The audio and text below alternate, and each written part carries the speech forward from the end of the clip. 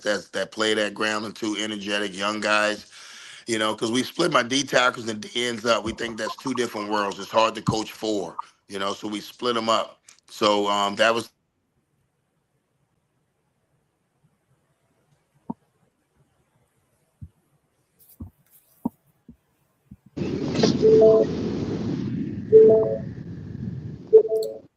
He getting those phone calls.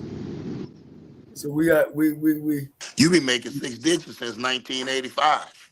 Hold on, Coach. So Coach, wait a I minute. love Wait, Willie Coach. Wait, Mack. Willie Coach. Mack Coach. understands Coach. what he brings to the table, and Coach, we missed a can lot you not of. We hear were me? getting phone calls, and we missed a lot of what you were saying. So you were making a really great point. Huh? No, I'll give it to yes. Hey, you turn it off. Yeah, I'm about to get out there. All right, because he's in my truck. Sorry, I don't want to cook. Hey, Coach, can you hear me? Hello. Can you hear us, Coach? Tell Reggie to turn it off. Hello. Can you hear us, Coach? Yeah, he'll have to rejoin. yeah, and we probably need to shorten it up. Okay. Because, it's football time, so if Yeah. we come back on. Yeah, I wanted to talk to him about his coaching staff and the new guys that he brought on. He said, and we got some information here. Now I don't know if it's credible, but MC Unrivaled said Zachary and Bruce were teammates. Okay, we'll maybe so. That's always good to have guys with connections on the staff. Well, it's always, you bring. I mean, and it's a two-way fold too. Let me say this, and one of the things that I've talked with Bruce about, about being loyal, about watch what you say. But go ahead, Coach. You back? Yeah, Go ahead, Coach. and Johnny, I'm glad you talked to him about that because I said the same thing to him. I mean, it's not the first time I had Grambling guys on my staff, and my thing is this: one thing my daddy taught me, Robert Joseph taught me, is about loyalty, and no matter where you're at, you need to be loyal, and I tell him, don't get caught up in that foolishness here, because at the end of the day, Grambling won't save you from me. No. If I think you're disloyal, I'm going to cut your neck off, and I don't care who don't like it. Yeah. Because at the end of the day, you got to be loyal to me before Grambling. Yeah. Because if it comes to a situation between Grambling and an individual, they're gonna pick Grambling. So I got to find people that's loyal to me first, where they can't run to somebody and just start talking foolishness. And if I find out that you came behind me, you did that, then I'm gonna deal with you the appropriate way. Yeah. I think he's just ready. I think we need. Of course, I'm a big SWAC guy, and I just like to see SWAC guys come back. Oh, I love it. I can't say enough about Mickey that you bringing him back. I think that's big. That says something about you. Yeah, but everybody's like, oh, you bringing Bruce back? You. I'm not worried about Bruce. Man, Bruce is me and Bruce been talking. Me and Bruce talked before we took this job. Now, man, Bruce know me and I know Bruce. Bruce is loyal and I'm loyal to Bruce. Just like Bruce is loyal to me, I'm loyal to Bruce. Like, you ain't gonna be to say nothing bad about Bruce when I'm sitting in that room. Like, you can't say nothing bad about Johnny when I'm sitting in that room. You know? Yeah, I remember talking with Doug Williams and him and Melvin and the head coach. What's the guy head coach at Tampa Bay now? Can't think of his name, but Bowles, Coach Bowles. That was also on that staff, man. And you talk about friends and close friends, man, but when it came to the business side of it, see, them dudes had 3 winning seasons and 2 national championships. You know what I'm saying? So, that's just the thing. I just want to just make sure that me, Joe, man. I'm all these young coaches, big brother or pop or uncle or whatever, man. And I just like to see success. I like to see black men have success. Well, I tell them all the time, I do. I respect Tremaine to the fullest, but Tremaine's one of yours too. You Yeah. know, and Yeah. everybody, you know, like Tremaine says this, Tremaine says that. Well, I don't have a problem with Tremaine. I back Tremaine on some of the things that he say, Yeah. and Tremaine's gonna say what's on his mind. But Tremaine's a great head coach, and PV's not the old PV. I don't care what nobody says; they're not the old PV, and I don't know why everybody says, "Oh, that's PV." No, no, no, no. He got that thing rolling. He got that thing rolling. Hey, So, you got that and thing rolling back when we weren't born or we were too young. PV used to be hell. yeah, and Yeah, we weren't so born. yeah, so well, I tell them all the time. I say, you know, it's just the fact that we have good coaches in a SWAC. We have really good coaches in a SWAC, and nobody wants to give these guys credit. But guess what? Y'all come get our players though. Hey, Coach, speak. I wanna address something, Coach. Because it was because your contract situation and because of the movement of coaches at a higher level in your region, people were wondering if the reason why you hadn't signed your contract was because there was some other opportunity out there for you. I was ecstatic when found out that you were re-signed and extended. But let me ask you this, Coach, frankly. Were there other opportunities out there that you considered before signing your extension? I think it was, you know, I have an agent, Robbie Poplin, that does a great job, and he presented some things, and I wasn't going to leave a head coaching position. Okay, I'm gonna say it, to go be a do boy. You know, I wasn't gonna do that. I wasn't gonna go get, you know, 500,000 and not be happy. You know, but the opportunity was we was waiting on to see if my brother Vance got a job. And if my brother Vance had got a job, then I would have to sit back and make a decision about what I was going to have to do, and that didn't really come into play because the buyout. If I had to go to the NFL, the buyout wasn't going to be a problem, but we were just going to look around and see if it was going to be a good fit. But right now, like you said, I've been doing it for a while, and I enjoy being a head coach. And I enjoy having my own program. So I wasn't going to leave here to go be somebody, you know, just this would, you know, I'm the one that has to talk to the knuckleheads. I'm the one that have to go pick them up. I'm past all that. You know, I'm past all that. I'm more to face, come in my office, sit down, and I always thought I could develop them better here at Grambling. You know, because I run the program, and that's what I had. That's what I had to do. But you know, we all thought my brother VJ was gonna take one of the jobs, and he didn't think any of the jobs in the NFL was a good fit for him at the time. I guess because he didn't do it, but you know, you know, like I said, him and my cousin Terry both in the league, so they're making good money. They good. You know, that's an interesting. I'm glad you mentioned that, Coach, because there was a lot of speculation around what was taking so long for you to sign your extension, and there were rumors out there, or whatever, that you would go be with coaches who had recently took head coaching jobs. But adding that perspective, that you're committed to being a head coach, you enjoy running your own program. You know, for me as a black man and somebody who admires a black men who aspire to be great leaders, I'm very happy to hear you say that, Coach, because I think chasing the money sometimes there's diminishing returns on it. Yeah, we tell kids. I tell kids this all the time. That's in the transfer portal. I said sometimes when you chase that bag, you miss out on the right fit. And I had to take what I say. I had to look at it the same way.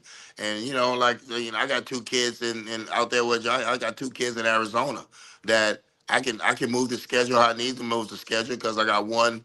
You know, she's a big time flag player out there, and I have a young one that's in school out there also. So I can make the schedule how I want to make the schedule, and spend more. This is the most I ever spend time with my kids because my kids before the profession has raised them because you're never there. The money's there, but you're not there. But I'm there with these kids because I'm the head coach and I can make the schedule and I don't have to be there all the time. Where's your daughter? Who is she playing for ASU? No, Or you is she know, still in high school? No, Melania 11. She's playing with the 12 and under. The Dizzy B, somebody out there in Arizona, and they Because just left. They just left that staff. I referee all the girl flag football games. I'm Yeah, probably out there with your daughter. yeah. So you probably see my ex-wife out there. You know the Mexican girl. You know, good looking girl right there, huh? All Well, you right, know, coach. Don't hey, get in no trouble now. Don't get in no trouble. now Man, I'll they'll call you leave after the show, man. But really, I referee all the women games out here, the Yeah, girls yeah. out here. So yeah, And that's it's what I'm some pretty saying. good teams. Yeah, she plays on two really good teams. So that's it. But Hey, I don't mean nothing about that. But you know how it is. It's just you got kids and you gotta try to be the best father you can be. hey, coach. Let me ask you this, because listen, I got to keep going back. Grambling is a standard bearer for this conference. Yes, sir. Grambling is one of the most recognized brands in football. But coach, listen, I got 3 things I want to ask you, because listen, I know them G-men down there, and I know they talk to you. Coach, you got Prairie View September 26th, Alcorn October 3rd, and Jackson State October 10th. Coach, talk to me during that stretch and talk to me what you're going to do to win that, and that's going to propel you to win that West. Well, you got Alabama A&M on the 17th. I don't want to leave them out because you No. leave them out. I'm not leaving them out. But coach, if you don't have that stretch, it don't matter what happened on the 17th. No, you're Come right. on now, coach. That's a stretch. That's a stretch, and that's a weekly battle. And you got to look at them one at a time. I always say the Alcorn game is some tough nosed kids out of Mississippi. Same thing with Jackson State. They do a good job in the portal, and so you really have to you got to pick and choose how you want to do things. So we're excited about the opportunity. We understand that like I told my kids, we don't make the schedule. We just play the schedule. So who's up? Okay, let's go. Let's see what they're on. And let's get after them because they're gonna get after us because we Grambling.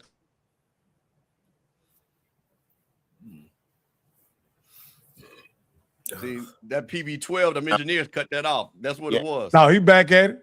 Yeah, I'm back at it. And it's Grambling. That's kids calling me because they don't see me and they get just broke meetings. You know, because like I said, I'm taking 2 kids back, but that's gonna be a tough stretch.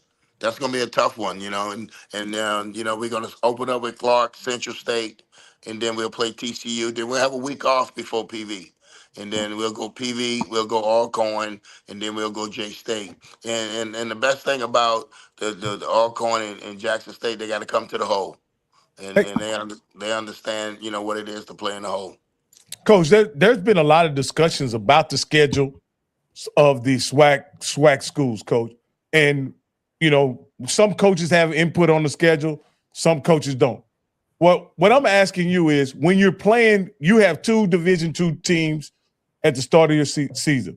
What are you trying to get outdone in those games to prepare you for the gauntlet that you're going to go through after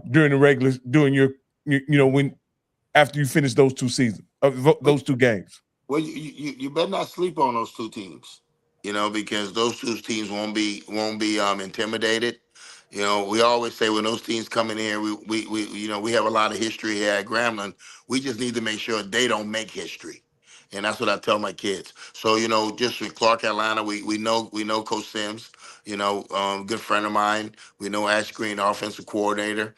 So they're going to be ready to play. So you got to really get in those games and use your rules because there's going to be a lot of unscouted looks. So there's going to be a lot of things that we haven't talked about that you just got to rely on your rules. Then you got Central State coming in here who's going to play good football.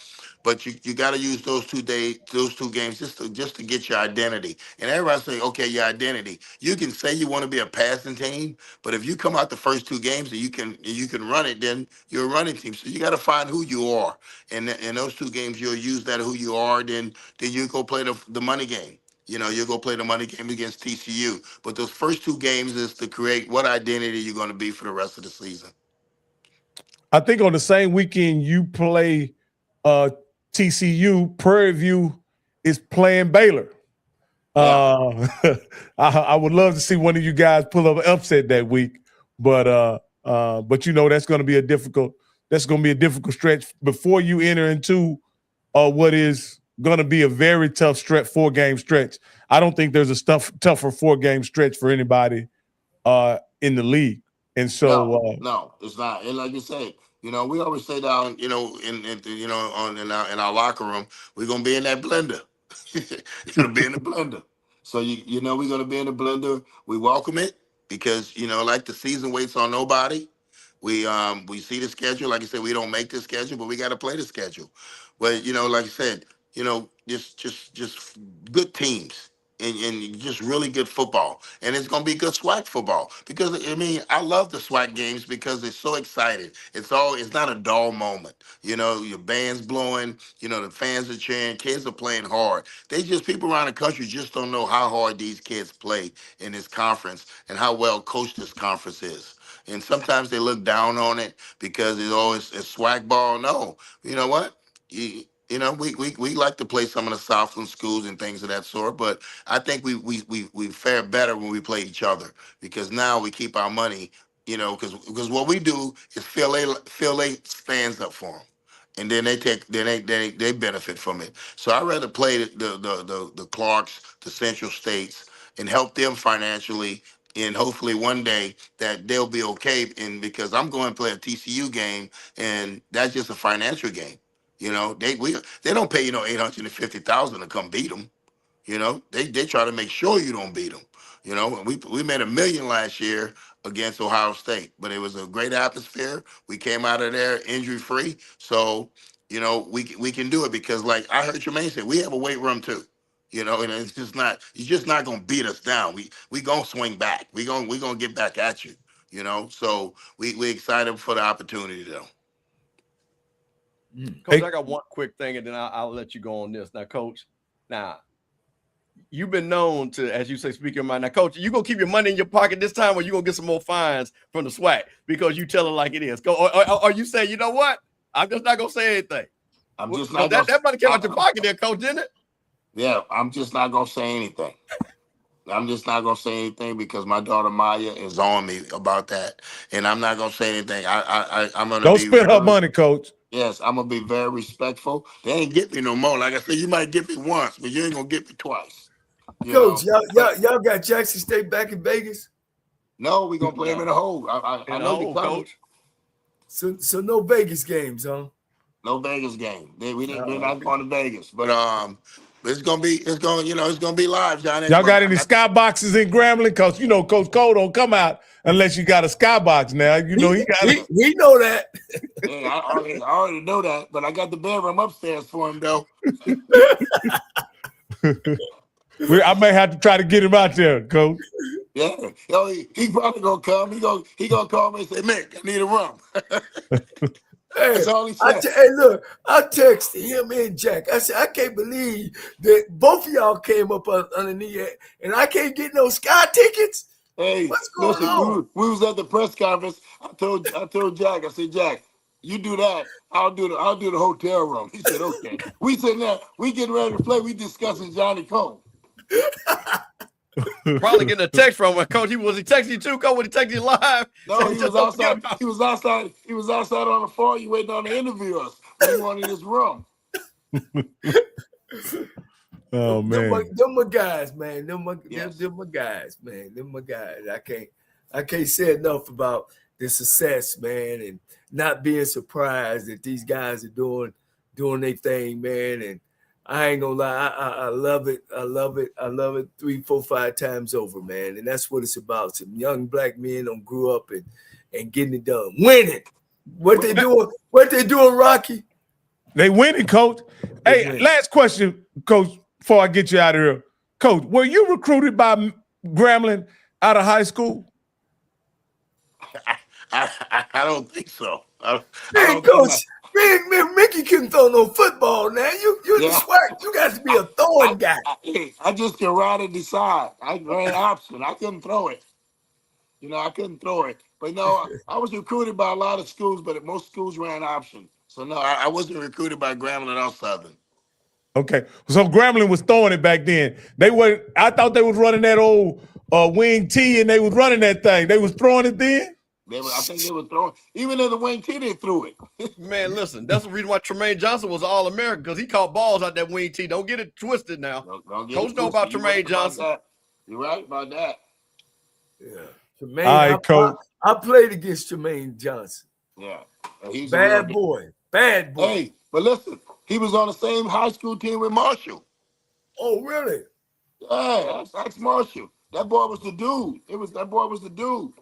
I don't know if I'm right, but I think Marshall was his backup for a while. That boy was the bad dude. Tremaine Johnson. What a name.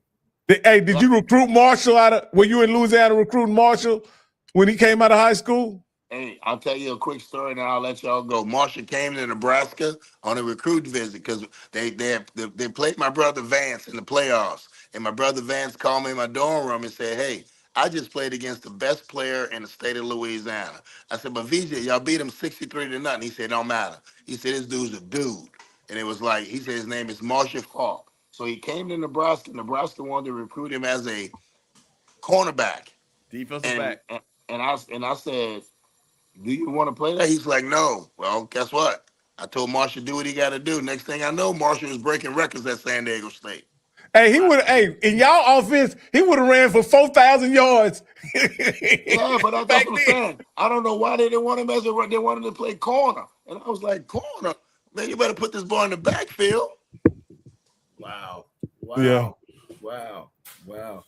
That's all I said. Man, Coach Joseph, man, of course, as always, thank you. Always put us in there. Y'all. You always make understanding how important it is for HBCU coach to come on our show. Yes. Man, I can't say enough about you. I wish you and your family. Make sure I find out or shoot me your daughter's. I'll send you her stuff, Johnny. But listen, anytime y'all want to do the show live here on the Saturday in the hole, y'all more than welcome. And I'll man, y'all in the skybox.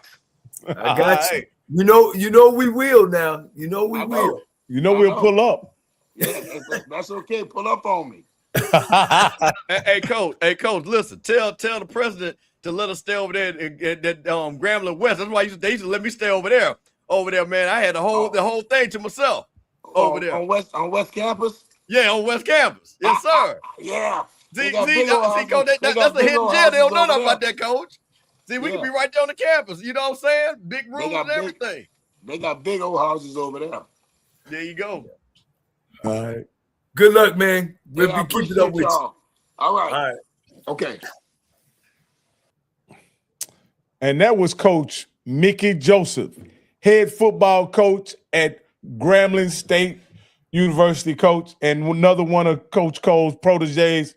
Coach, you got to be beaming in this moment to see guys that you brought into coaching, now head coaches at two of the most prestigious universities in HBCU football. Yeah, man, I'm a guy that I like to see just us and people that look like me excel, man. I love to see Coach Campbell sipping on Sunday, just took that, man, and then now you're jumping off with your show of, I just like to see success, man. I'm not no hater. It's plenty room to go around for everybody, man, and just the love and it charges me up. It charges my engine up. I don't have a jealous or envy bone, and and I like to see that. You know what I'm saying? Because it makes me a part of it. You know what I mean? That I had at least something to do with it. But them two gentlemen, man, Coach Joseph and Coach Jackson, man, it doesn't surprise me that the success they're having. Absolutely. Yeah. Hey, Coach, we got I'm gonna get a thumbs up on that, Mr. Campbell. We can give him about 10 minutes because it's after 9? Yeah. Coach, I put in the chat, what do you think? That's up to you though. Or you want to wait for another time? Because he just called me. Who is that? Coach Eugene. We'll wait. No, we'll wait for him. We'll wait. No problem. We'll wait. No problem. We'll get them together. But Rocky, let me say this. And Coach, I want to tell you what was funny about what Coach said. That Prairie View game, State Fair Classic, That game means something for those G-men this year. Sheesh. That when I say it means something, and I know Coach got to do it, he had to do his coach speak. He had to do his coach speak. But I am telling you, I know a lot of folks down there. And when you it's like a shock to them. And look, shout out to the AD, shout out to the president, shout out to Tremaine Jackson. To the fact where I have said this again, I have never seen Grambling folks give this much respect to Prairie View in my 56 years of life. And that is unbelievable. And they know that game for them and for Grambling's pride and what it means for the conference. Man, they're locked and loaded. They are locked and loaded. Yeah, you guys know I'm real tight. You know, my big brother Al Wash.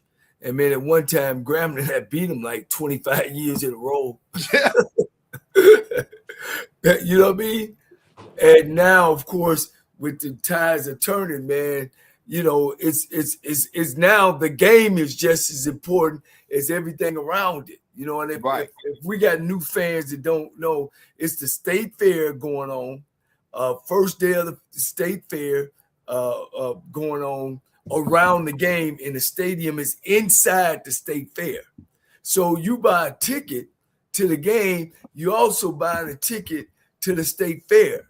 So if you're listening and you want to come with a vacation, bring your kids up for the weekend, you can get in there on Friday, and then the game is on Saturday. You come on Saturday, you can, you know, the game starts at about 6 o'clock during the day.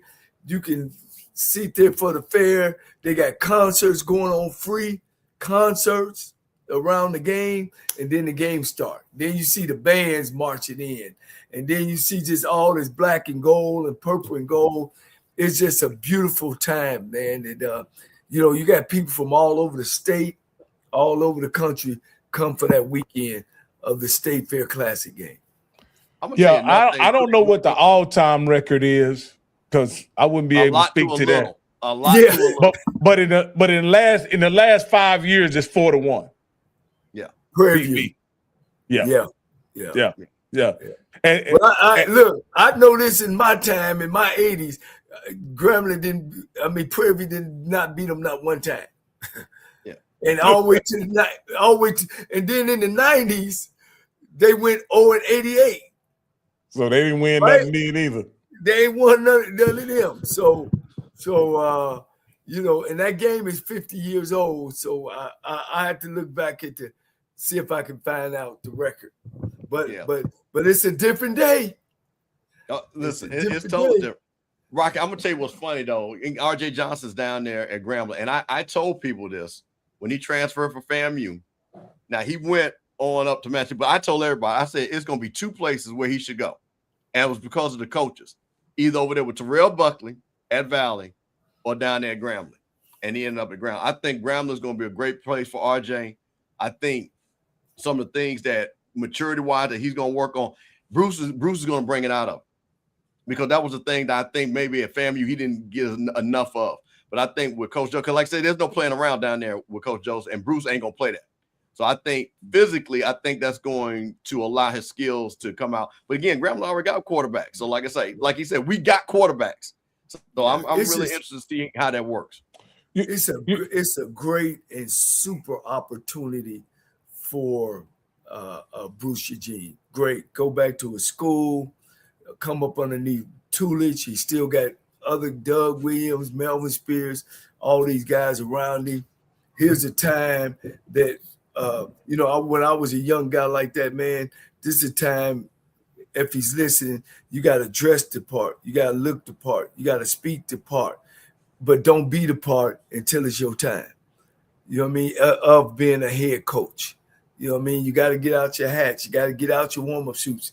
You know, you got to look like who you want to be. He's got everything else. He's intelligent. People love him down there. He's put the time in. He's got an excellent mind. But then now you got to come in and work on self. You know what I mean? You talking about the polish, coach? You got to have the polish with it. Yeah. You got. Hey, look, you got to shine it up now. You know what I mean? Yeah. He got all the polish on the shoe. Now he got to take that shoe and shine it up, man. And I think him coming up underneath Mickey and me knowing what type of guy Mickey is, I think it's just a super opportunity for him, and it's going to be a great future for the SWAC conference. Hey, Coach Cole, I just wanted to bring this up. I did a little research and came up with this graphic. This is the HBCU winning percentage the last 20 years. And you guys have been around this a long time. The top 5 schools in winning percentage the last 20 years, if North Carolina Central, South Carolina State, Jackson State, FAMU, and Grambling. Are you surprised with those top 5 schools being ranked as high as they are?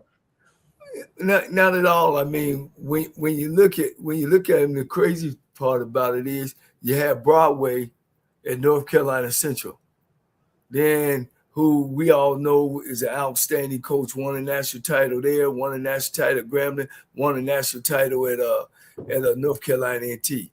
All right. So when you look at those schools up there, he was one of the coaches. Then you had Coach Mack, who's now in Kennesaw, who took North Carolina Central right behind that to some more championships. Then you had Trey Oliver come right behind that. That's from hard winning football coaches. You know what I'm saying? That's now. Well, I think the most surprising aspect of it to me is over the last 20 years, and does this kind of jive with what you guys have witnessed? Because I may have to go back and verify this. That sitting in 6th place with an overall winning percentage of 57% is Prairie View. Does that sound right to you guys in the last 20 years? Well, the crazy part about it is that just all been recent. What's the last 20 years though, Coach? Yeah, that's all been, but it's all been recent. It's all been from it's got to be what? 2000, Campbell, from 2006 to 2025 is what we're talking. I'm saying when Prairie View came on, it's from they won it in 09, right? They won it in 09. Right. And that's when their winning spree took off. I think from there on. Grambling, of course, Grambling is always Grambling. What is that? Florida A&M, of course, is up there. Jackson State. If Jackson State didn't go through that slump with 2 bad coaches, I think they would have been number 1. And Coach, I'll tell you this, Coach. Wait a minute. That same slump, that's when FAMU had the Earl Holmes, and all that. So we had 10 years of wilderness. So I can say the same thing about FAMU. 10 years of wilderness. So that just y'all had Billy Joe, who was kicking everybody's butt, and they made him go Division 1A, and it went from it sunk fast and quick. But the one that surprises me is Southern at 9. I would expect them to be above Prairie View, right behind Grambling. But again, this is not my research. This is ChatGPT. Yeah. So I'm not sure. That's why we got so Rocky. I'm going to tease you about that because, like I say, your ChatGPT skill be kind of sketchy sometimes. So I'm and listen, where Lionel, where are you at? Where my crack staffer? Yeah. I need, hey man, one of y'all call Lionel and have him to look at this and verify this. I verify. I looked at PV's record. I looked at theirs. I didn't look at Southern's record. Seemed like it should have been better than that. Well, it's over 500. When they were going to championships, were they losing games when they were going to play Alcorn? When Pete Richardson left in 2009, it's been all downhill until what's my guy Bishop? He ended up going to North. Till he got the job. Then he took it. So Odom comes in 2013, I believe. Right. So what was it like between 2009 and 2000? Well, Pete Richardson's last championship was what, 2005 maybe? Yeah, somewhere in that. What was it like between 2005 and 2013 or something? I was there in 2008. Grambling won it, then PV won it, then we won it. In 2007, I think 07, 06, 05. I think those were Pete Richardson. No, they were Alabama State. Alabama State that came alive then. Yeah. So Pete started right there in the middle, 7-4. You're 6-5 records. But I thought Tennessee State. That surprised me about Tennessee State because when we got to Tennessee State, the most games they had won in the last part of the 90s, and then they started doing okay during the league. They started getting better in OVC. So that kind of surprised me a little bit. And in the first half of the last 20 years, A&T was dynamite. I mean, when you talk about from 06 to 2015, they were unbelievable. But after 2015, they were like 0-27 somewhere. If I'm correct in them 2000s, they were like 0-27 in them early 2000s somewhere, right before they got good again. If I remember correctly. Okay. You talking about before 2000, that 2012, 2013, 2014 run? Yeah, it was somewhere in there. It might, like I say again, because I'm just looking at the dates, but they had where they were like 0-27.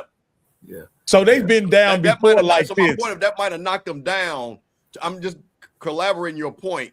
That might be in there while they're under 500. Yeah. Guys, I want to make sure we see who is the decent man, E3J.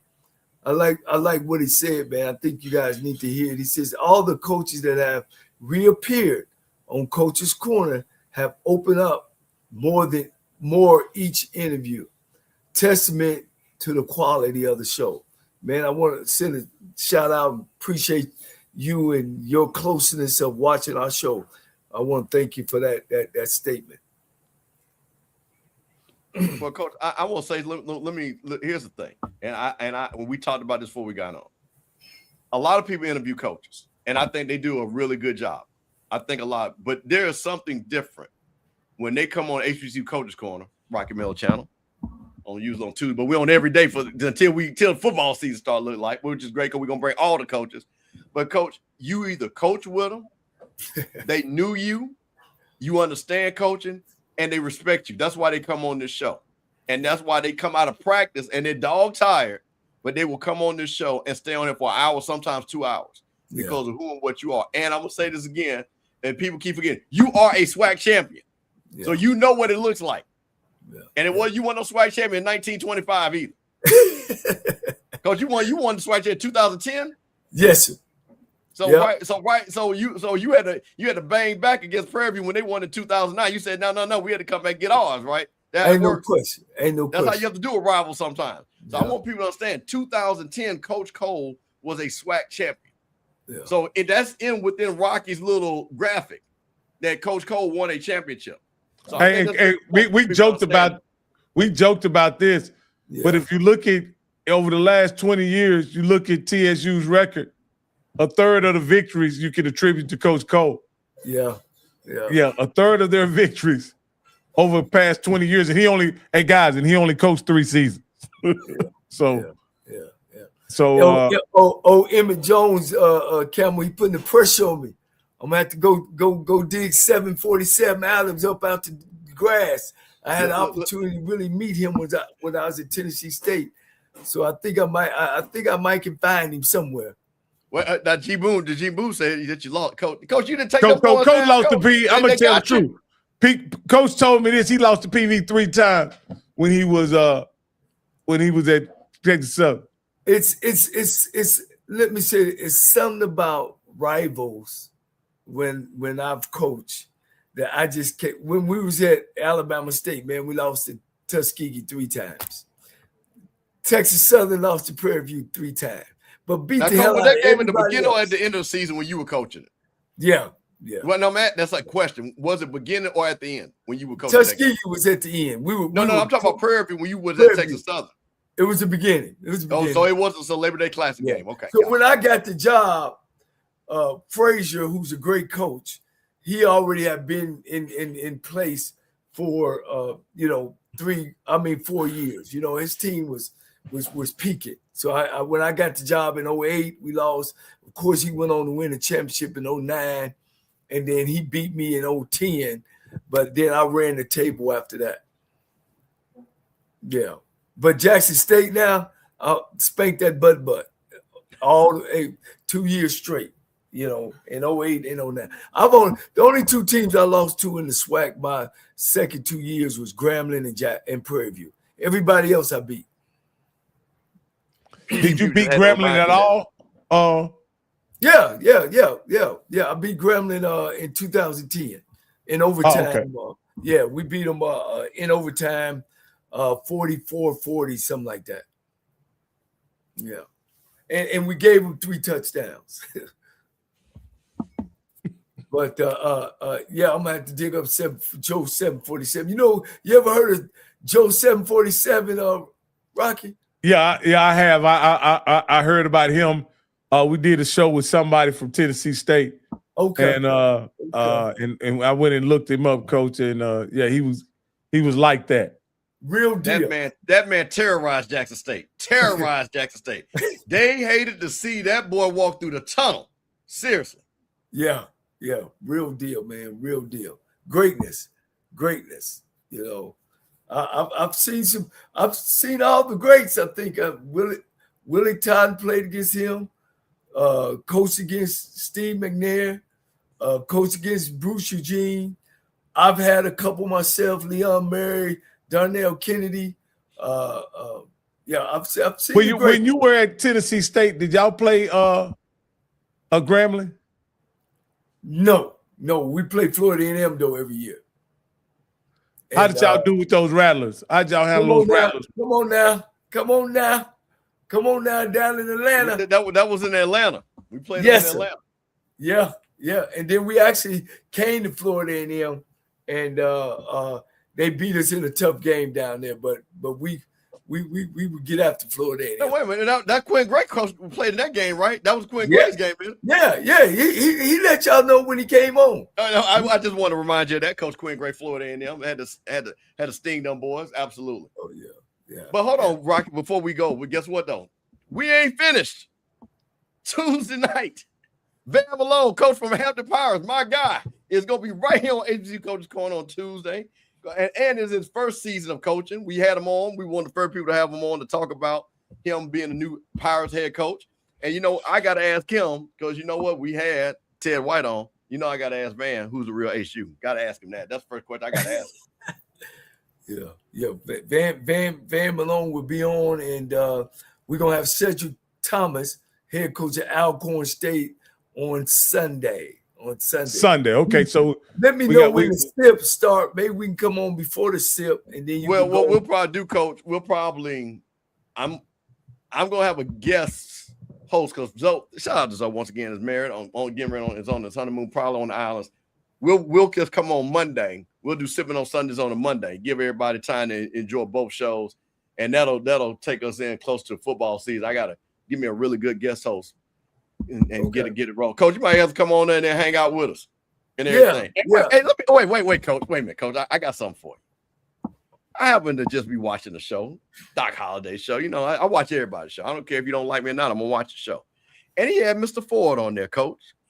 Your guy, Mr. Ford. And Mr. Ford, you know what he said, Coach? He said, man, let me tell you something. I was watching HBCU Coaches Corner. They had Kyle Mosley talk about that Texas Southern thing. That's one of the best shows I've seen. I told Mr. Ford, come on over here. Now he's watching it right now. He's watching HBCU Coaches Corner.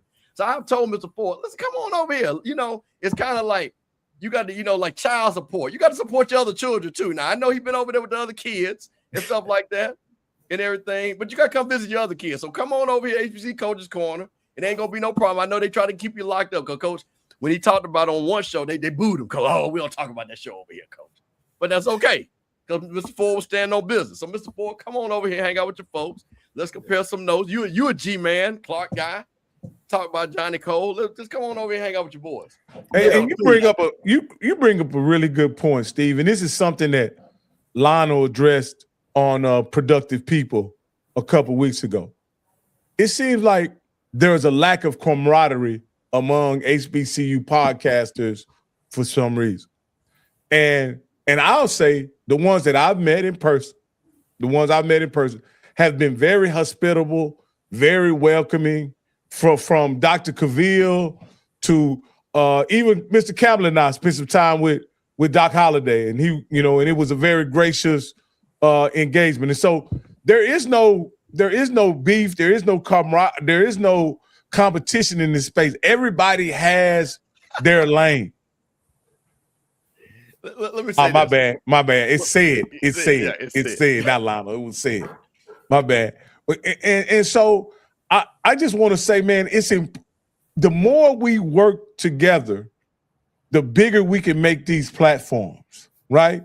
And I'm open to coming on other people's platform. And I'm sure Mr. Campbell has been open to come on other people's platform. I've had other guys on my platform because, again, we begin to share our audiences with one another, and we just grow our own ecosystem. There's no reason that we have this unspoken animosity toward one another, man, because we're all trying to highlight the same thing, which is HBCU sports. Yeah, I would like to, I'm more than open to come on to these guys' podcasts and talk football with them and talk whatever talk. And I'll be honest, I think you're right, Rocky, that I'm just surprised that I'm SWAC. I'm SWAC through and through. Absolutely. I'm going into the 40 years of SWAC. And all them guys know me at conference. I've got me and Willie Totten hung out, Jerry Rice hung out. We all, one thing about SWAC players, man, we got that thing to share. And when we see each other as football players or former football players, I mean, man, we dab it up. We have a good time together. So, I'm surprised that there's some shows that I haven't been invited on. Wait, Coach, hold on. First of all, see, there's a difference. And I'm going to say this, and I don't care who don't like it. Those people that you name are SWAC. The funniest thing to me, when Scotty came in this space, he's toxic. He's the one, the problem. Scotty been gone for over half of a year. I still see the toxicity. So guess what that says? One Scotty says something about you and who you are. That brings the toxicity. See, they tried to blame it on him. And I try to tell people, you try to use him as a cover behind your bad acting is. Now he's gone. He ain't coming back. And I'm not saying as a negative. I'm saying that man has moved on for his future. And some of y'all still doing the same BS.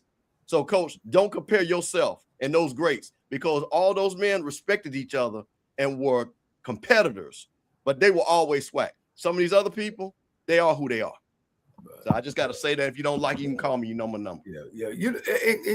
Guys, too. When I heard, I like my man Scotty. I thought anytime, guys, anytime that we can get some time on podcast, time on TV. I used to tell the commissioner, I said, let me tell you something. I'll play any day, anytime, and anybody if I can get on TV to sell my program. And that's what we need. We need more of this about HBCU and black. And for people won't always hear the negative. You know what I mean? Of course, we all know the negative sales. You know what I mean? But it's some greatness, it's some goodness. And like I said, I'm more than welcome to come on to anybody's show and talk football. But the thing about me, I'm gonna talk facts. That's it. That's it.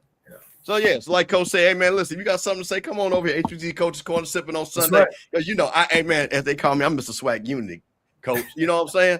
I'm down with everybody. People, let's Coach, hold on. Let me just bring it back. They got mad at me because I had a Grambling shirt on today, Coach. See, you see what I'm saying? Got mad on our show that I'm respecting Mickey Joseph and Grambling and got mad. See, that's what I'm saying. It ain't the people. It's you, my boy. But that's our job, though, Coach. Our job, and when we got together and started this, was to make sure we represent the conference and who we following. You know what I'm saying? Shoot, I got love for all them brothers, man. You know what I mean? Even though I am a TSU guy. Hey, Lionel, let me tell you something. See, here's the thing. Grambling sent me this because of how much money I made them. So, see, if maybe I make some money for y'all, maybe y'all send me something. Bro, you my nephew, you didn't even send me one of them T-shirts. So, see, you could at least send me a T-shirt. So you send me a T-shirt, then I'll wear that. Come on, man. Like I say, come on. That's it. Yeah, that's it. Yeah. Well, man, it sounds good, man. Hey, we got a couple people. Y'all want to take a few calls? We got them up. All right, hold on. Let me get it cranked up. Because man, I just think this is better if we share our talents with one another, man. The more you give, the more you grow. And so I think it's imperative if we want to create a ecosystem where we all are able to maximize our talents and abilities, man. We got to be willing to work alongside one another. Well, Rock, you think about this on Sipping On. I've had Wayne, I've had Kelvin Rozier, I've had Blue, I've had Perry, I've had Mike Reed on. You see what I'm saying? I've had KJ on. Shout out to KJ, my niece. Had KJ on. Absolutely. So, so I've had everybody on. And like I say, and Doc has come on and talk. So I love what I'm saying, man. I'm too old to be in that foolishness. So listen, Sipping On Sunday, if you want to come on, I don't care who you are. Come on over to Sipping On Sundays and have a good time. Come on over to HBCU Coaches Corner and bring something to the table. Man, like I say, we all in the same game because you know what it is. People going to get their 237 jokes off and things like that. Nobody care about that, man. Make your jokes, have your fun. But in the win, I'm supporting all HBCUs. And shout out to Coach Cole getting all these great coaches on every night. I got Tony from Nashville calling in. Tony from Nashville, you're live on HBCU Coaches Corner. Hey, how you doing, gentlemen? Yeah, I'm the one who paid attention to the chat. I was because I'm in the dark about it. I noticed that he hadn't been back, and I don't know what happened. So, if you guys are legally able to expound on that. Could you speak on that? Who are you talking about, Tony? And Scotty. Oh yeah, hey, man, something happened to him. Something real bad happened to him, and he got hired by Alabama A&M as the director of external communications. I think that's his title. Yeah, something did happen bad. He was a bad man on his show, and somebody said, "I need this guy. Yeah. I need this guy on my team." And, so he's fully employed with Alabama A&M. So it was. Go ahead. It was something positive. Oh yeah. I was Tony. I'm not going to regurgitate anything, but I thought it might have had something to do with a certain SWAC school. Tony, they tried to take him out. Tony, they listen. They tried to take him out. He got one of them sniper shots. But luckily, shout out to AD Bryant that saw something in Scotty and gave him a job. And he went in. He's doing He went into witness protection and over at Alabama A&M. So no, man, he and his family moved there and he bought a home. Man, Scotty's doing amazing, bro. And again, that's awesome.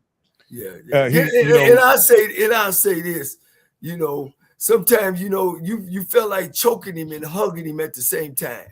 You know what I mean? But he was giving the business. He was standing on 10 toes. Absolutely. And he's doing, and when the Lord said go forth and multiply, he's taking care of that too. So shout out to my man Scotty and Key, because they're doing a great job with those kids, man. And I follow him on all social media platforms and he's doing a tremendous job. That's awesome, man.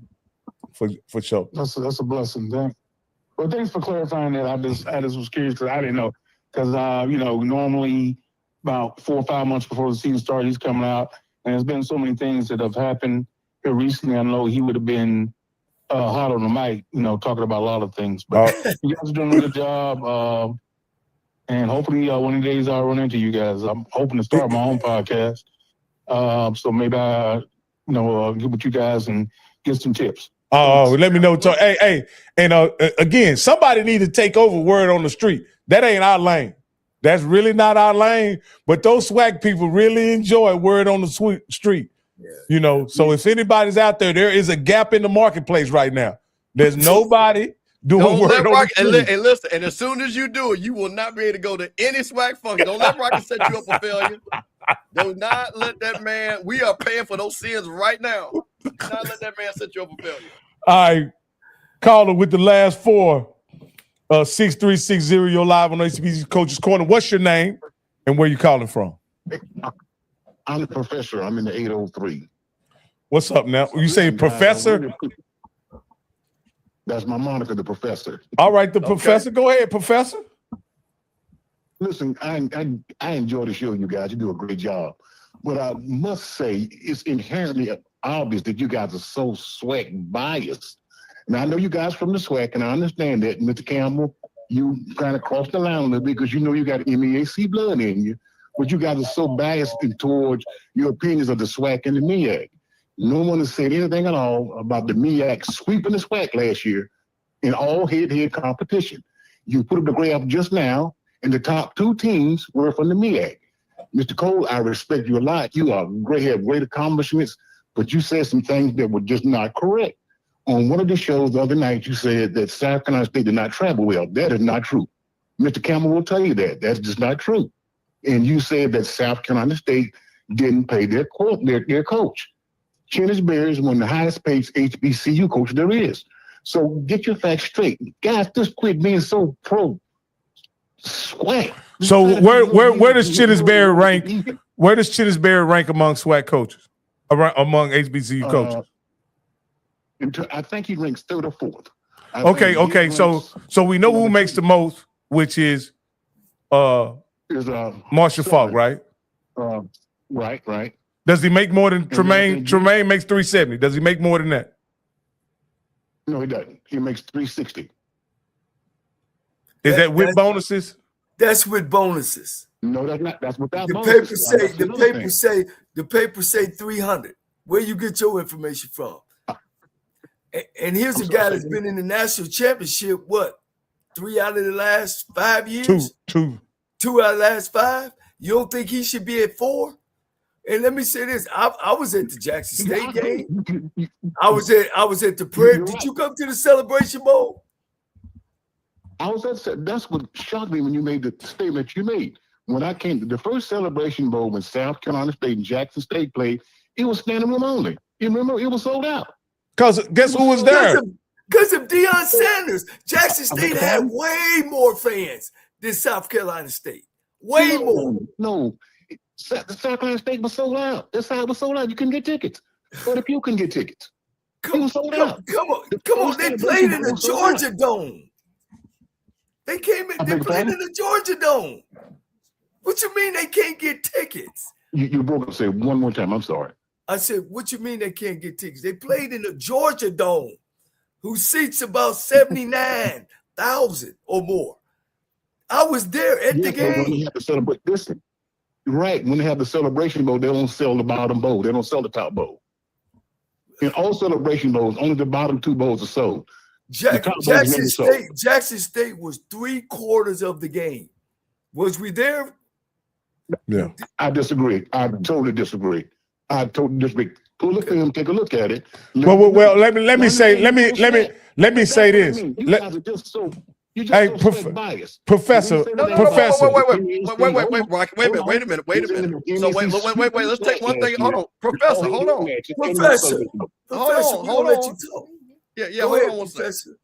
I just put in the chat what is publicly recorded what Chennis Berry makes. So that's one.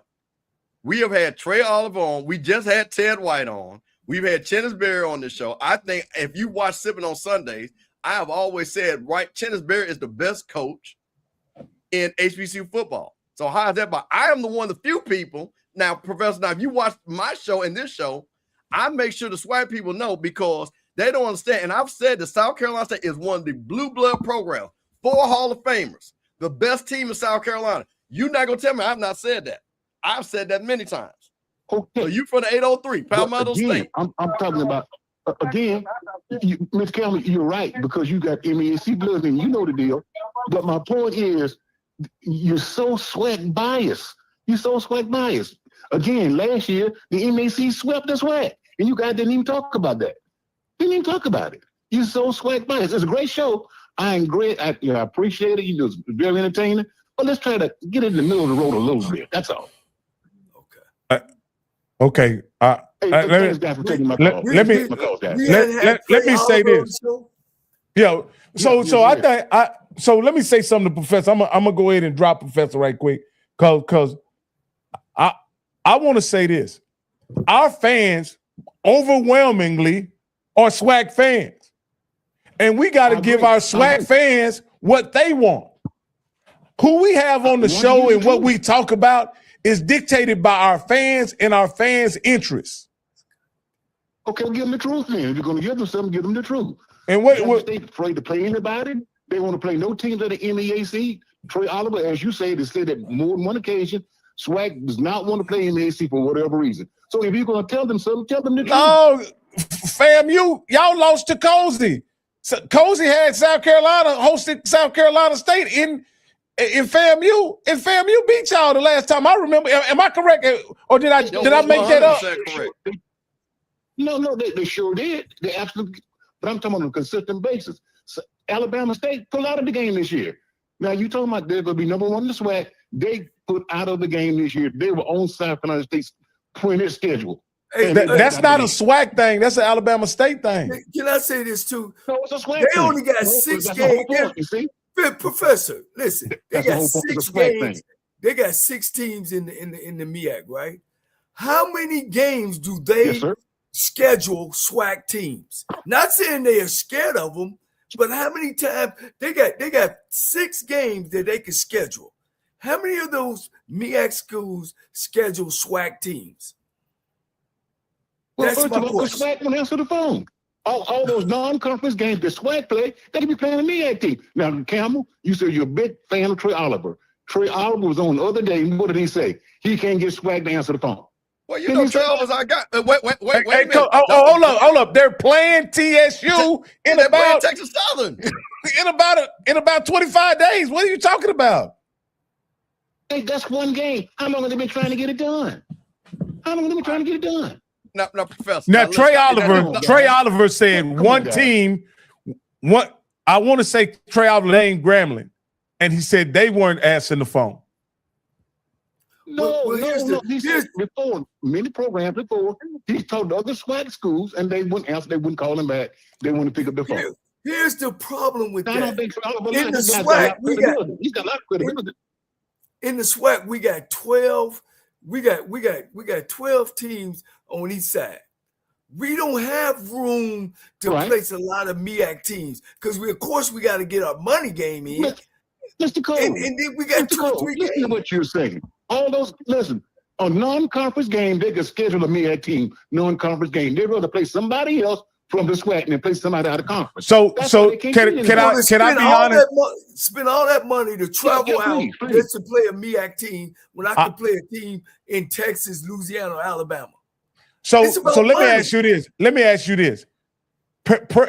Prairie View is playing 2 FCS opponents this year out of conference. They're playing Tarleton State away. They're playing Stephen F. Austin at home. I'm going to ask you, which MEAC school would travel as well as Stephen F. Austin to Prairie View? To Prairie View? Yes. Not a whole lot to Prairie View. I agree. But the other school, hold on. No. Hold on. Let me get through. Let me. I listen to you for a second. No. I need you to answer. I want you to answer a basic question. I want you to answer a basic question. I'm gonna ask you a question. I'm gonna ask you a question. Let me. There are other schools a lot closer in Alabama and Mississippi that still do the same thing. Now you're gonna tell me, hold on. Now you listen to what you're saying. You're gonna tell me a South Carolina State going to Mississippi to play Jackson State or Jackson State coming to Orangeburg won't be sold out on either venue? Are you telling me that? This is what this really about. This is who he wants. No. See, he done showed his card. Really what he wants is that home and home with Jackson State. He don't care about nobody else. And I like that. Because let me tell you something about South Carolina State people. And this has gone back. Caller, we're going to get to you in a second. I got to say this. South Carolina State feels disrespect. Now, Coach, you can understand what I'm about to say. They beat Deion the first time. They came back and they lost. But then Chinnis won. But they feel they do not get the same credit for being a blue blood as a Jackson State, as a FAMU, as a Grambling. They done lost 2 games in a row to Jackson State. But one was in the mirror. So let's be honest. Isn't this what this is really about? You may have peeped it. You may have When picked they him. win- See, when they win Celebration listen. Bowl- See, well, no, go ahead, Professor. This is what this is when they about. win the Celebration Bowl. No, I'm going to tell you this. When they win the Celebration Bowl, No, let me let say him answer. something. No, he gonna answer. No, let him answer. Go ahead. Jackson State. Hold on, Jackson State had an NFL quarterback and a Heisman Trophy winner on the team. They had a Heisman Trophy winner on the team and an NFL quarterback. So you gonna tell me that didn't make a difference? Who won the Heisman? No, he talking about, but y'all, but Central. Travis Hunter wasn't there. Travis Hunter was in high school. Travis wasn't there on that year when y'all be Shador his freshman year. No, let me clear the air. Let me clear the air for a minute. Listen to me. You can't call on our show and say that we MEAC. You can say that, but that's not true. We understand. We've been to Celebration Bowls year in, year out. And yes, the MEAC has beat us. Hell, North Carolina A&T won 3 in a row, beat Alcorn State. We tell the truth. We will always say that Trey Oliver was one of the best black coaches in football. Chennis Berry is one of the best coach, I'm sorry, not black coach in football. We've never down the MEAC. Do we talk about the SWAC? Yes, we do, because our fans are from the SWAC. So don't call our show and say that we're SWAC heavy. We're heavy on great coaches, and those coaches that have been asked, Chennis Berry, Trey Oliver been on this show. All the MEAC coaches, we have reached out and asked them to come on this show. So don't say we SWAC heavy and we're against the MEAC. The MEAC has great coaches and great teams. So that's my piece. Okay. Hey, Professor, we can pick up this conversation up tomorrow if you want to continue it. But we got another caller that we got to get to. Thank you very much, Professor, for calling. Thanks for taking my call, man. Thanks. Hey, caller with the last 4, 1386. You're live on HBCU Coaches Corner. What's your name and where you calling from? Okay, my name is Rivera Schaefer, Baton Rouge, Louisiana, but I've been in Phoenix, Arizona for 25 years. My name is Rivera Schaefer. Oh, yeah. You're gonna have to turn. I'm gonna mute you till you turn your background down, man. You gotta turn your background down, bro. I'm gonna go to Wake. Here. Wake, you're live on HBCU Coaches Corner. Where you calling from? Calling from Ohio. Love the show. Oh, thank you, man. I got your name listed as Wake. Do I have it right? Yeah. It's me and Scotty. Scotty knows me about Wake. Oh, okay. Go ahead now. Now the one thing that professor, whenever somebody calls in and says you all are not doing something or whatever, you just tell that person, well, if we're not doing it, you have the opportunity to do it yourself. If we missing something, pick it up. That's how you handle that. Now, with Coach Cole, I had a question with Coach Cole, and I know that Grambling coach was on there earlier, and he opened up the season with Division II schools, 2 Division II schools. Coach Cole, do you think when larger schools like Grambling and Jackson play Division II schools, do you think that hurts the reputation of the larger schools? I don't. Can you hear me? Yeah. Your picture, your camera just froze. Couple. I think it's a coach's choice between him and the athletic director of what they're trying to do. Some teams pick teams like, where we gonna be, what we have, what kind of team we have. Should we open up, and play somebody strong, or should we up and play a team that we can beat and get ready? I think it's a program decision between the AD and the head coach. But the thing about HBCUs, it don't matter if they Division II or Division I AA. It's just the pageantry around any black college game. And in my 40 plus years of being around black college, no matter whether it's 1 or 2. Because believe me, I've beat 1 and I've lost to some Division II black schools as well. Oh, great. Now, before I go, Mr. Campbell, I see you really fully SWAC, because I never imagined a Rattler wearing Grambling attire. I've never seen that. I'm gonna say this again, Great show, guys. and maybe you didn't hear it, but this is a lot of pride.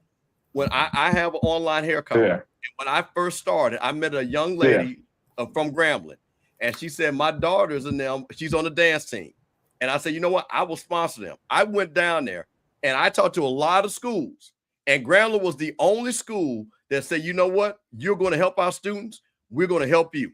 That was the very first school that I sponsored. So I'm always going to respect somebody to help me. You know what I mean? So it's about respect because that showed me the love. And I told them, you know, and listen, I'm from Jackson, so I can mess with Grambling a lot. I told them, I said, hey man, I'm a Tiger. They say, oh, Mr. Campbell, you're a Tiger. I said, yeah, I'm a Tiger from, down I-20 though. And they took that joke and they understood that joke. They knew I was from FAMU. And you know what? Grambling wrote me more reference letters. And I got Jackson State because of them. I got other schools because of them. Because Grambling wrote reference letters for me to say this man is trustworthy and he will pay and sponsor these schools. So I'm always going. So that's where that comes from. So I think it's not, if you're just a regular casual fan, I can understand it.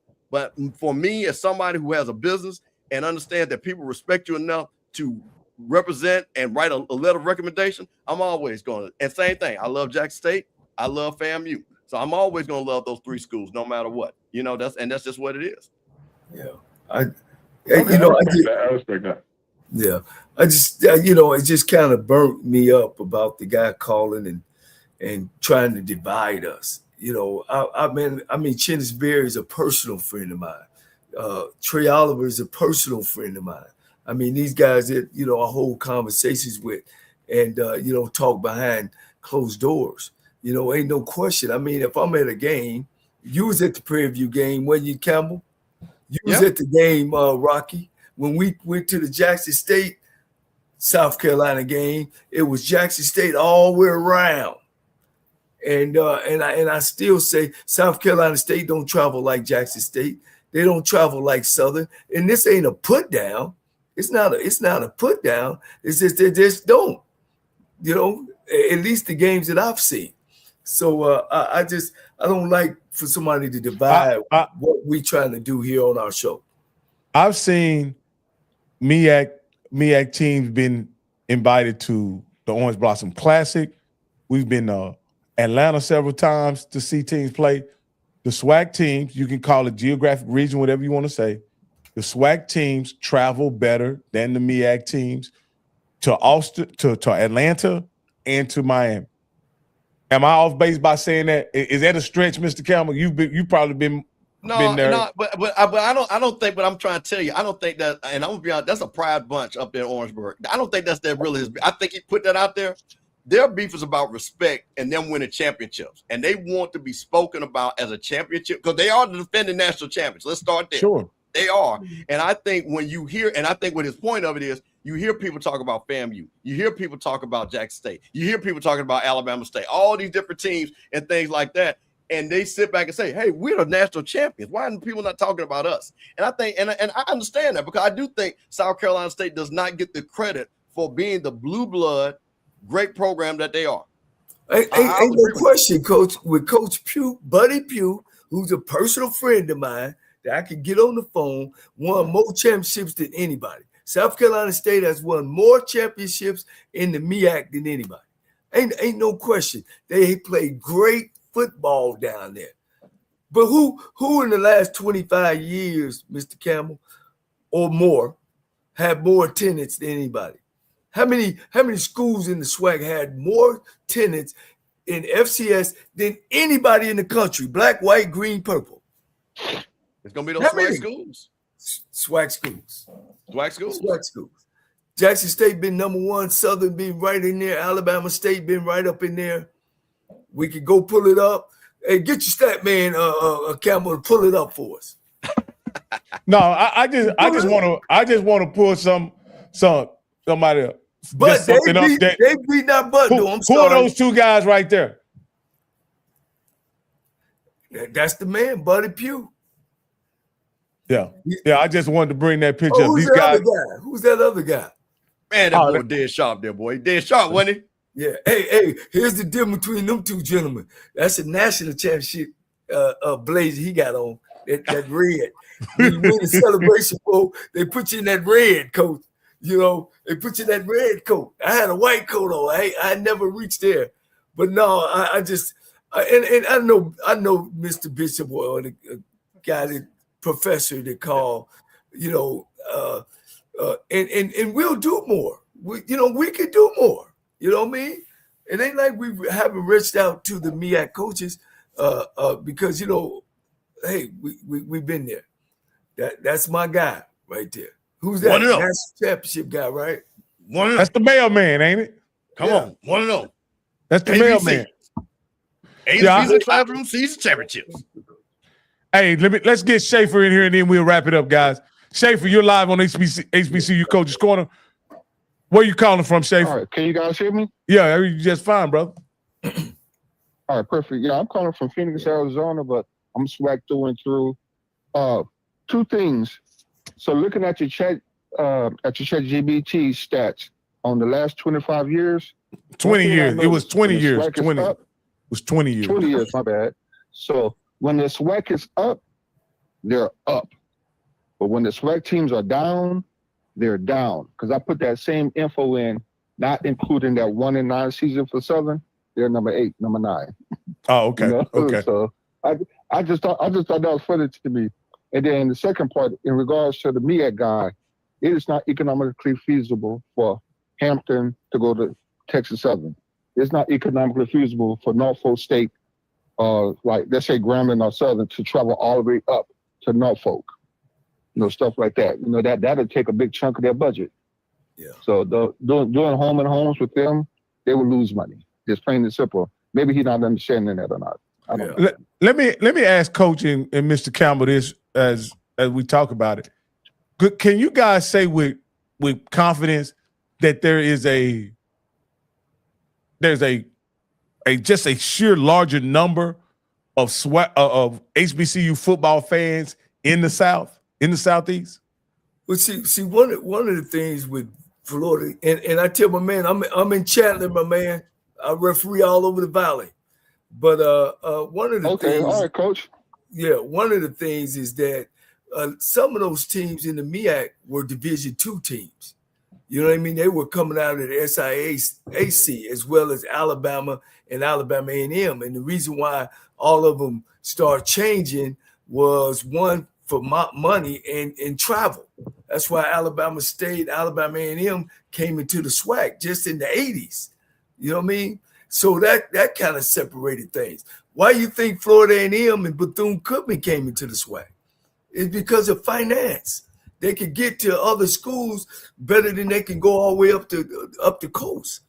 So it became a financial thing.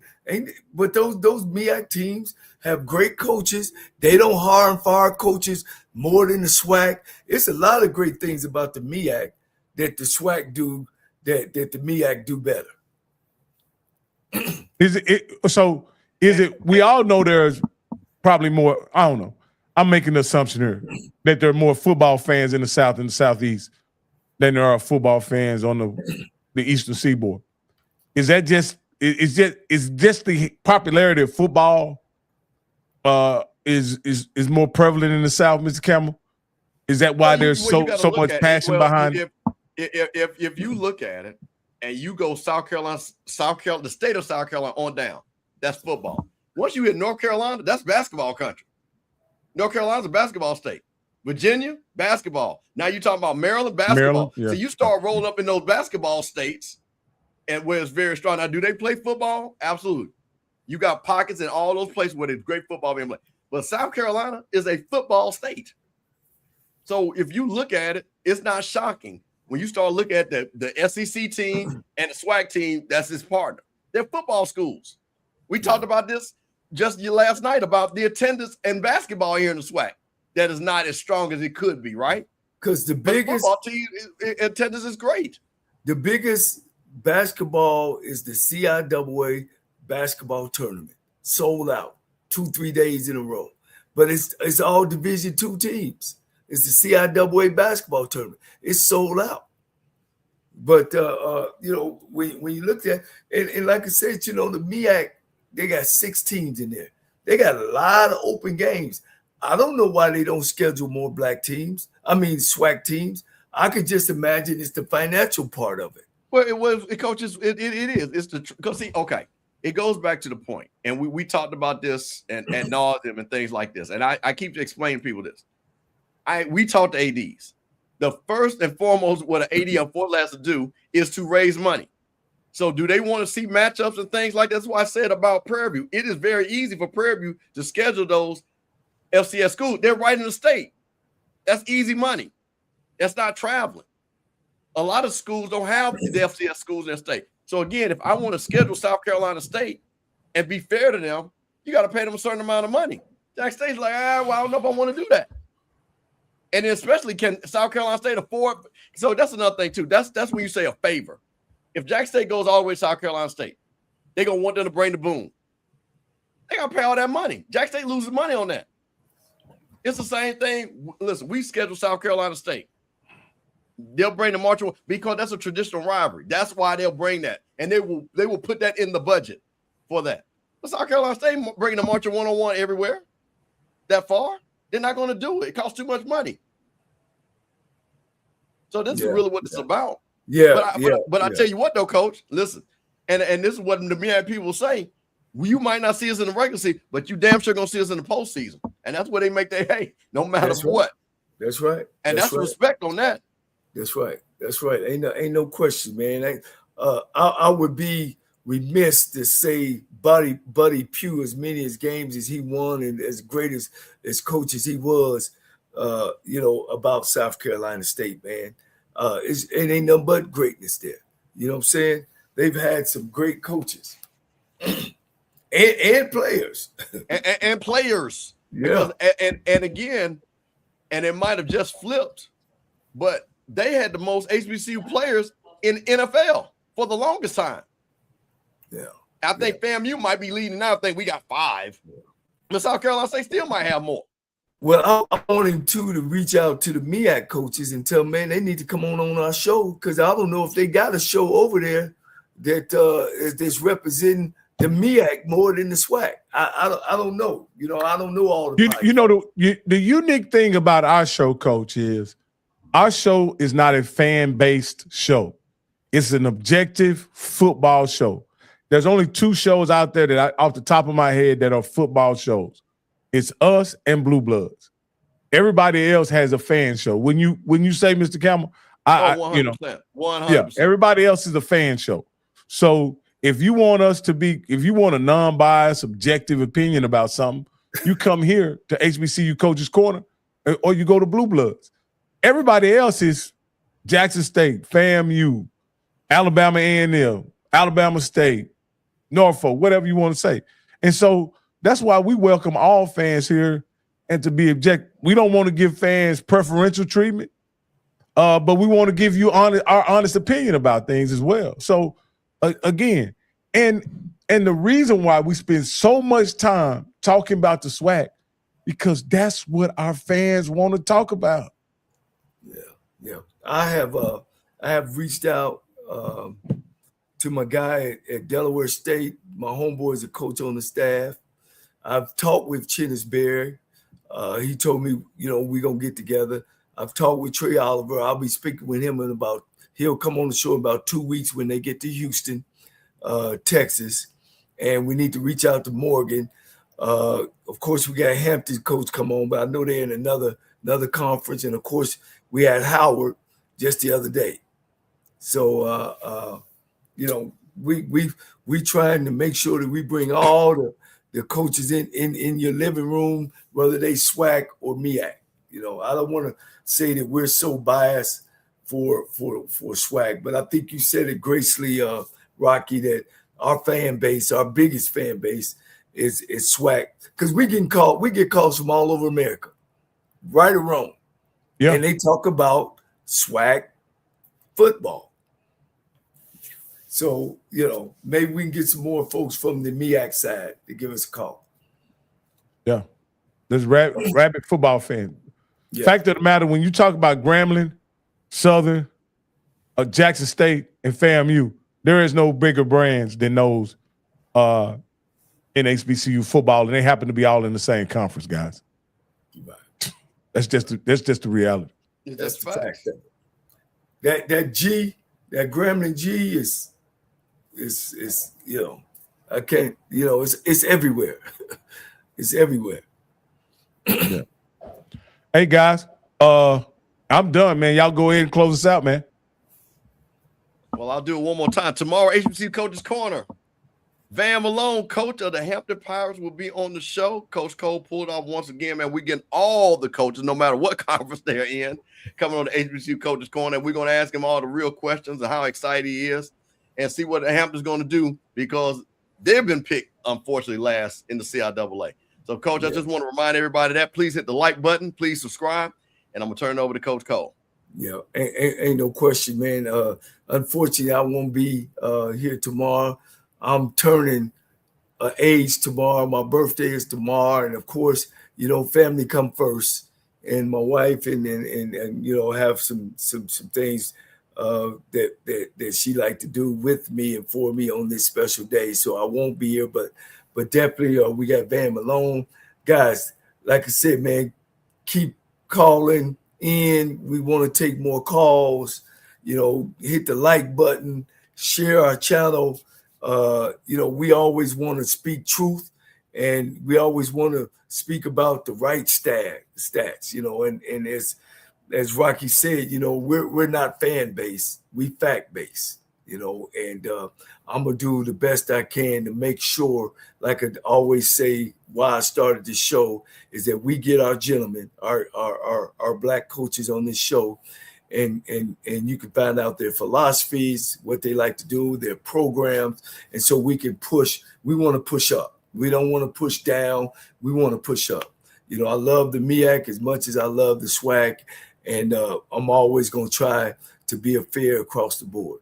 Give my opinion of my experience. I've been in this thing for over 40 years. And I played basketball and football in the SWAC. I was coach of the year in the SWAC as well as in the SIAC. So, I've been around. I'm not saying that I'm always right. I'm not saying that, but I could definitely give you a coach's perspective as well as a perspective as a student in HBCU. Thank you again. Like I said, if you feel yourself falling at the end of the road, tie a knot and hold on tight, because ain't nobody bad like you.